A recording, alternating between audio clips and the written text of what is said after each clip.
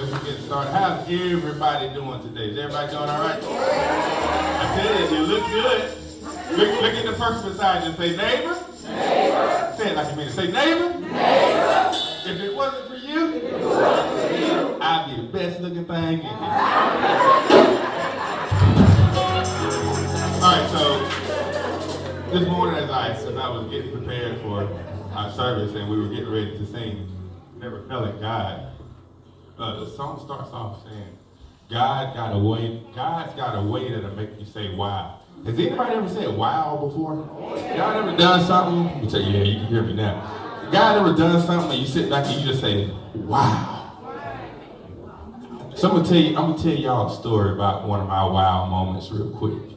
All right, so several years ago, back around 2003, 2004, we're talking a long time ago, some of y'all wasn't even born yet. 2003, I had this Cadillac, a pink Cadillac. I had my Cadillac. Had some nice rims on it and, drove that Cadillac, loved that Cadillac. I was in the military at the time, got out the military, and when I got out the military, I noticed something about that Cadillac. It still had to be paid for. Now, the payments on that Cadillac, my dad had helped me out a lot because I just got out the military, was in between trying to rebuild my life. I was working at the gas station down there at American Jacks. And it got to the point where I said, you know what? This car is causing me too much of a headache. The warranty went out on it, starting to have mechanical problems with the vehicle. So I said, I'm just gonna let the vehicle go. So I let the vehicle go. Mind you, this was around 2007, 2008 time frame when I let the vehicle go. So I'm living my life, enjoying my life, and in 2017, I woke up one morning, Saturday morning, went to the gas station to get my coffee, and as I swiped my card for a 96 cents refill on a cup of coffee, my card declined. So I said, oh yeah, run that again. Run that back. So she ran it again, and of course it declined. And so they knew me at the store, so they said, don't worry about it, So meanwhile, I'm trying to figure out, we just got paid on that Friday, all right? And here it is Saturday, not even 24 hours, and my card is declining. So I go check my account. I sit in the parking lot, check my account, and of course it says 0, 0, 0. So I say, wow. Look at your neighbor and say, wow. All right, so we got a problem. So here it is, it's Saturday. Now, if you know anything about banks on Saturday, banks are what? Closed on Saturday. We got a big problem. So I couldn't get in contact with the bank, so I had to go through the rest of that day Saturday trying to figure out why am I broke. I was with Jacqueline, I was with your bank at the time, Bank of America. And I had to figure out what's going on. So the Monday morning came around and I called the bank. And the bank said, Mr. Dean, we don't know who, but somebody has went into your account and withdrew your funds for payments that you needed to pay. So I get to doing my research, and a couple days later I get a letter they give me a number to call. So I call this number, and it's this lawyer in Atlanta, and his name is Marcus. I never forget his name, Marcus. Marcus was the meanest jerk ever. All right, he wasn't about nothing but getting that money. So long story short, here it is, 2017. And they're coming after me for a vehicle that I had in 2003, 2004 time frame. So I say, whatever. So they start garnishing my paycheck. And they was taking, I think they're by law, don't act like y'all ain't never been garnished before. So by law, I think they're required to take 25% of your gross salary. So you figure 25% off a teacher's salary is pretty big. So they took the garnishment. I said, you know what, God has taken care of us this far. I'm not gonna worry about it. I owe the money, so just pay the money and be done with it. So I paid for the garnishment for 3 years. And the guy emailed me, the jerk, Marcus, emailed me and said, hey, it's time to renew the garnishment. You can send us a proposal. Now, my mind said, this has to be gone. Let me say that again. This got to go. All right? This got to go. So, God just laid it on my heart. He said, write them folks a letter in your proposal. Write a letter and just tell them, it's enough. You're done. So I wrote the letter. This is in 2020. I wrote the letter to the lawyer, and I said basically, hey, I've been paying on this thing for 3 years. When you guys took this vehicle, I only owed like $4,000 on this vehicle.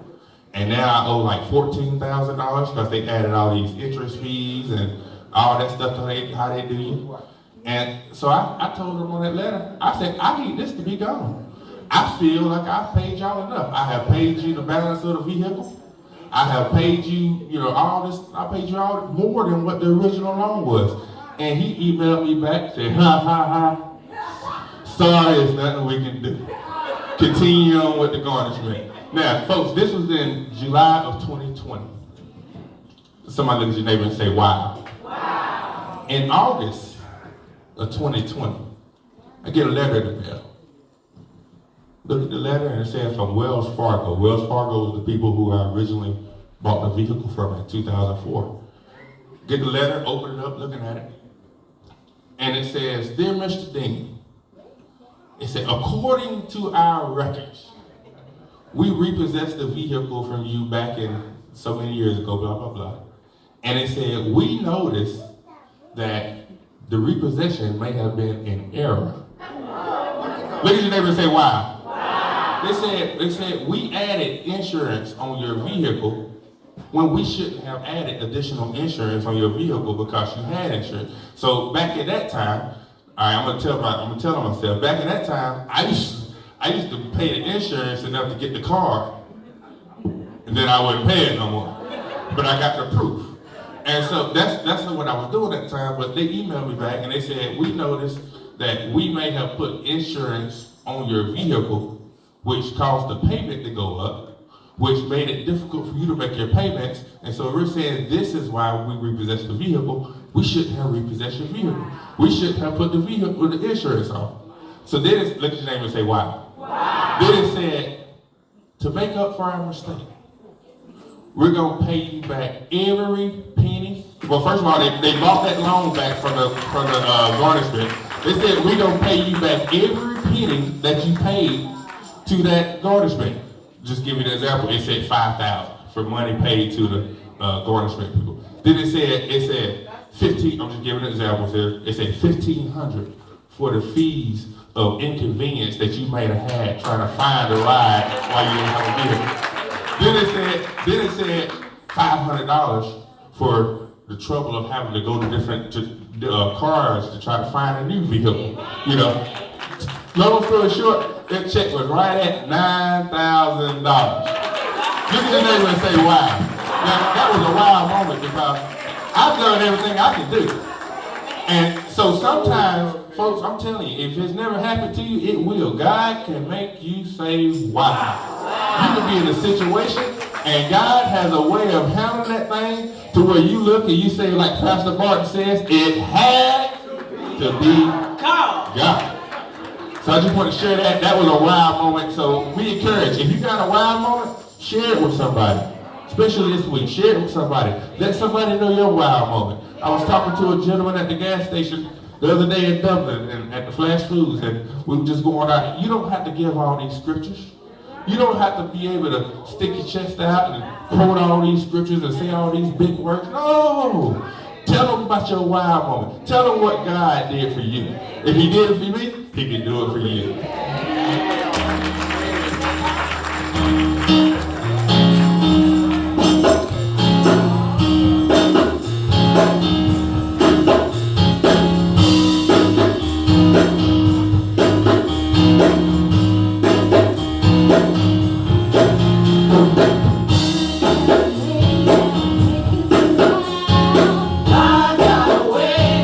Make you say wow.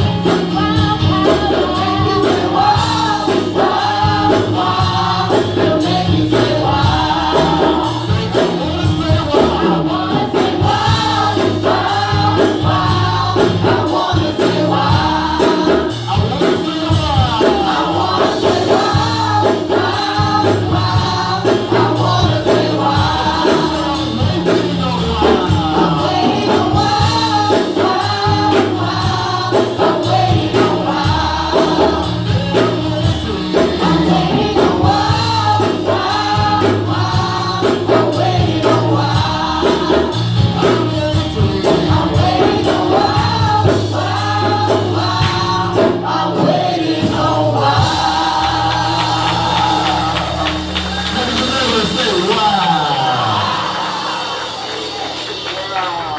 This part's going to say, he'll give you what you need, when you need, right on time. Here we go. What you need, when you need.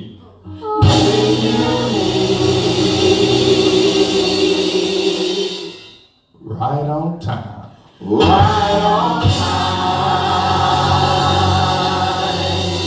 Y'all believe that? He'll give what you need. When you need.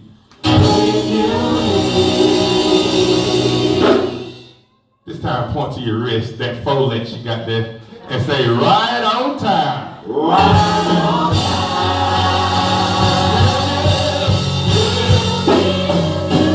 What you need. When you need. Right on time. Right on time. What you need. When you need. Right on time. Right on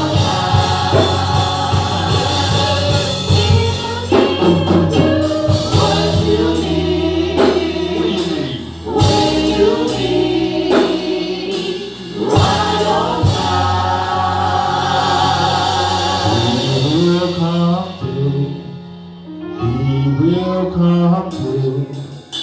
He will come through because he's a never failing God. He will come through. He will come through. He will come through.